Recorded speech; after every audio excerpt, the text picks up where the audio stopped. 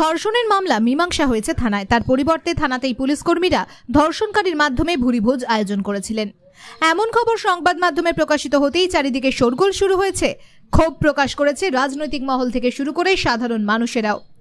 ঘটনা সামনে আসতেই জেলা পুলিশ আধিকারিক রিপোর্ট তলব করেছে পুন্ডিবাড়ি থানার ওসি হিমাদ্রি ঘোষের কাছে।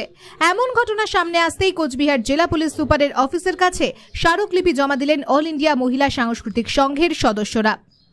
আমরা শুনে নেব সংগঠনের অন্যতম সদস্য কণা দাস কোচবিহার জেলা পুলিশ সুপারের কাছে স্মারকলিপি দিতে এসে পুন্ডিবাড়ি থানার সেই ঘটনা নিয়ে কি জানালেন।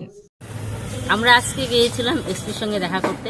আপনারা জানেন গতকালের উত্তরবঙ্গে খবরে বের হয়েছে যে খাগড়াবাড়ির এক ভদ্রমহিলা উনি পুন্ডিবাড়ির এক বাসিন্দার বিরুদ্ধে থানায় ধর্ষণের অভিযোগ দায়ের করতে যায়।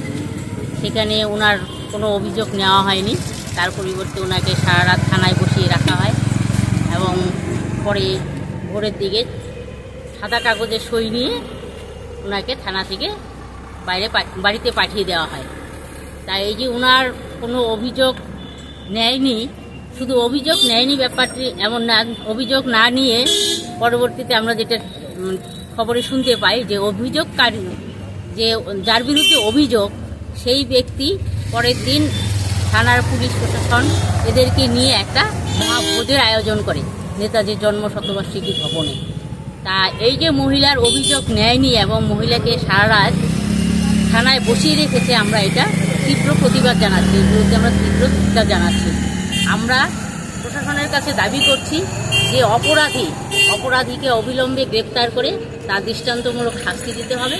আর যে সমস্ত পুলিশ এই মহিলাকে অভিযোগ না নিয়ে থানা থেকে ফিরিয়ে দিয়েছে এবং সারা রাত থানায় বসিয়েছে এবং এই মহাভোজের আয়োজনে অংশগ্রহণ করছে, এদের বিরুদ্ধে প্রশাসন যথাযোগ্য ব্যবস্থা নিক।